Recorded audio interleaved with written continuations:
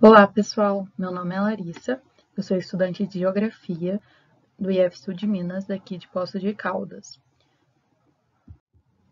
Eu faço parte do programa PIBID e hoje com vocês, na semana 6 do PET 2 de 2021, nós vamos falar sobre as novas fronteiras do capitalismo global. A nossa aula terá como base o Plano de Estudo Tutorado do segundo ano de ensino médio, volume 2, de 2021. Então, na página 149 e 150, com o eixo temático Os cenários da globalização e fragmentação e tema Globalização e regionalização. Então, primeiramente na nossa aula, nós precisamos entender o que é a globalização. Então, a globalização é um termo mais frequentemente empregado para descrever a atual conjuntura do sistema capitalista e a sua consolidação no mundo. Ou seja, na prática, ele é visto como uma total integração ou uma integração parcial entre os países do mundo, através da instrumentalização proporcionada pelos sistemas de comunicação e transporte. Então, o que isso quer dizer resumidamente? A globalização é uma integração entre os diversos países do globo terrestre. Além disso, o avanço realizados nos sistemas de comunicação e transporte, eles são responsáveis pelo avanço e pela consolidação da globalização atual, proporcionando uma integração que acontece de tal forma que é comum atualmente o uso da expressão aldeia global. Esse termo, aldeia global, ele faz referência a algo pequeno, né? O que quer dizer que todas as coisas estão próximas umas a outras, ou que se remete a uma ideia de que a integração mundial, nesse meio técnico informacional, tornou o planeta metaforicamente menor. Então, eu trouxe aqui para vocês, na imagem ao lado, o globo terrestre. Em 1500 e entre 1500 e 1840, a melhor média de viagem a cavalo ou navios veleiros era de 12 quilômetros. Já entre 1850 e 1930, as locomotivas chegavam até 70 quilômetros e os navios a 35 quilômetros por hora.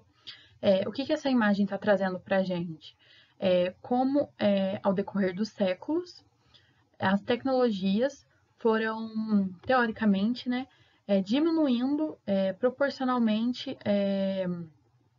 a locomoção do ser humano, né? Já nos anos 1950, os aviões atingiam a velocidade de 430 quilômetros. Já nos anos de 1960, os aviões a jatos atingiam 750 km por hora. Em 2000, os aviões comerciais supersônicos atingem 2.150 km por hora. Então, com essa maior facilidade de locomoção, nós temos um mundo mais integrado. E hoje, a partir dos anos 2000, né, a gente consegue chegar mais rápido às localidades que antes, no ano de 1500, não era possível, já que, em média, os tipos de locomoção só chegavam a 12 km por hora. E quando, então, que surgiu a globalização? Alguns pesquisadores dizem que a globalização econômica se consolidou no mundo a partir do século XX, com a terceira revolução industrial, que também é chamada de revolução técnico-científica. Entretanto, o seu surgimento está vinculado com os períodos das grandes navegações europeias do final do século XV e início do século XVI. Aí eu trouxe para vocês algumas consequências que a globalização traz para os dias atuais. O primeiro deles é o enfraquecimento do conceito de fronteira política, já que nós temos uma maior integração dos países. Em segundo, troca de informações em tempo real com qualquer pessoa em qualquer lugar do mundo. Com as tecnologias, com computador, celular, satélite, hoje a gente consegue conversar com qualquer pessoa, a qualquer momento, em qualquer lugar do mundo. O que antes não era possível, já que a maioria das pessoas entre o século XVIII, entre o século XIX, se comunicavam através de cartas e isso demorava meses, já que elas eram transportadas muitas vezes por navios, por trens. Então as notícias demoravam para chegar, coisa que atualmente é instantâneo. Em terceiro lugar, nós temos a predominância de alguns costumes e culturas. Como exemplo, hoje praticamente o mundo inteiro usa calça jeans, assiste TV, nós temos os fast foods. Então, a gente tem uma interferência nas culturas mundiais. Algumas culturas prevalecem acima das outras. Em quarto lugar, nós temos a criação de novas modalidades de emprego e desusos de outros tipos de emprego. Como exemplo, antigamente se tinha pessoas que se acendiam lamparinas, já que não existia luz elétrica. Atualmente, com a energia elétrica, se tem um desuso dessa modalidade de emprego. Então, muitos dos empregos pararam de existir, entraram em desuso, e outros empregos passaram a surgir, como hoje nós temos os programadores de computador, que é uma nova modalidade de emprego. Nós temos também um paradoxo da globalização, que é a inclusão econômica e a exclusão social. Então, a globalização econômica está vinculada à exclusão social, porque a partir do momento em que se tem uma expansão massiva dos meios tecnológicos e de informação, não se atinge de forma democrática toda a população do planeta. Então, no sistema capitalista, que é atual, o nosso sistema econômico e social, as informações e as tecnologias, elas não estão disponíveis para todos. E isso favorece o acúmulo de riqueza para os mais ricos e dificulta, assim, a emancipação social dos mais pobres, o que nos revela uma grande desigualdade social no mundo todo. Como exemplo, eu trouxe aqui para vocês essa figura ao lado, que é numa comunidade de Paraisópolis, em São Paulo, e ao lado são os prédios de luxo do Morumbi, que revela, a nossa grande desigualdade social do Brasil. Então, eu trouxe aqui para vocês também, para demonstrar essa desigualdade, esse gráfico de pirâmide sobre a riqueza global, que é do ano de 2015, do El País. Aqui ao topo, nós temos 34 milhões de pessoas, que correspondem a somente 0,7% da população mundial. Esse 0,7% da população mundial recebe mais de $1 milhão. Essas pessoas, esse 0,7% da população mundial, estão com 45,2% da riqueza mundial. Percebam, então, que a minoria das pessoas estão com a maioria das riquezas, enquanto que 3% das riquezas mundiais estão com 71% da população, que recebem menos de $10 mil. Isso nos revela uma desigualdade gritante, já que esse 3% está com a minoria da riqueza mundial, recebem muito menos do que esse 0,7%. Então, só para ilustrar aqui mesmo, como há uma desigualdade gigantesca e que essa desigualdade ela é favorecida pela globalização, né? Outro problema que se configura nesse processo é a grande dependência econômica dos países mais pobres para com os países mais ricos, que é ocasionada não só pela colonização, mas também pelo imperialismo. Isso acontece justamente por conta da integração econômica mundial que sempre acompanhou a globalização. Sendo assim, essas nações elas não apresentam condições de oferecer infraestrutura, moradia e educação para a maioria da população, o que também contribui para a intensificação da exclusão social.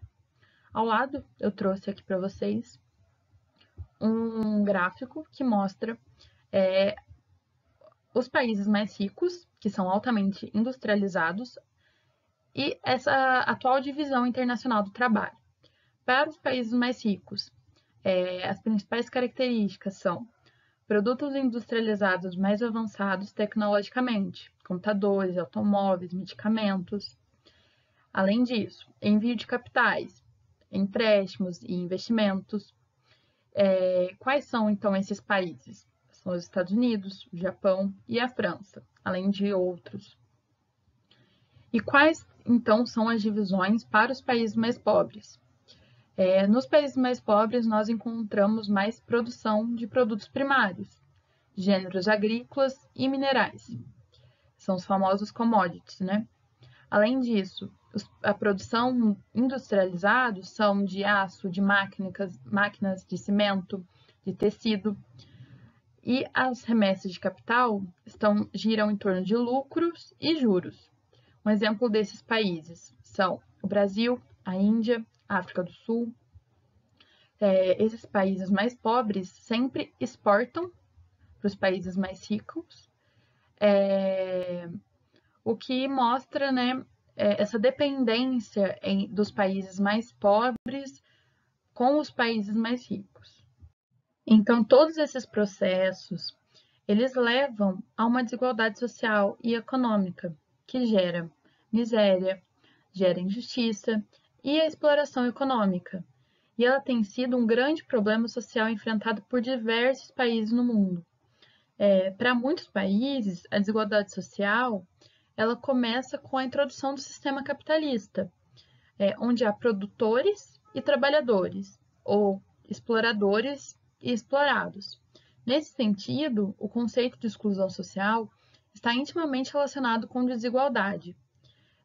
Aqui para vocês eu trouxe também um gráfico que mostra as empresas equivalentes a países, ou seja, é o PIB dos países comparado ao faturamento em dólares das empresas.